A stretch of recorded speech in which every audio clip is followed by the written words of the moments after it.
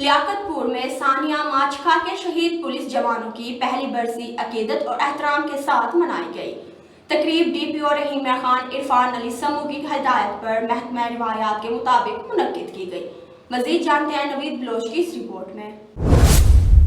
لیاقت پور میں D P او رحیم خان عرفان علی سمو کی ہدایت پر ثانیہ ماچکھا کے شہید پولیس جوانوں کی پہلی برسی عقیدت اور احترام کے ساتھ منائی گئی۔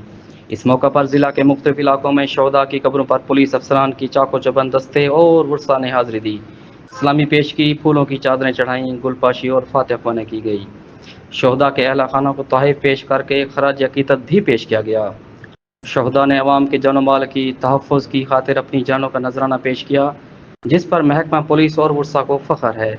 ثانیہ ماچکھا کے 12 بہادر سپوتوں میں سے 9 کا تعلق ضلع رحیم خان، جبکہ 3 شہداء کا تعلق ملتان، مظفر گڑھ اور ڈیرہ غازی خان سے تھا۔ واضح رہے کہ 22 اگست 2024 کو رحیم خان کچا کے علاقہ ماچکھا میں ڈاکوؤں کے بزدلانہ حملے میں یہ پولیس جوان جام شہادت نوش کر گئے تھے۔ شہداء میں لیاقت پور سے تعلق رکھنے والے ایلیٹ فورس کے راجہ کنول، محمد عمران، اجے رام اور منیر رانگڑی خان بھی شامل تھے۔ کیمرہ مین ساتھی کے ہمراہ نوید بلوچ، مان نیوز، لیاقت پور۔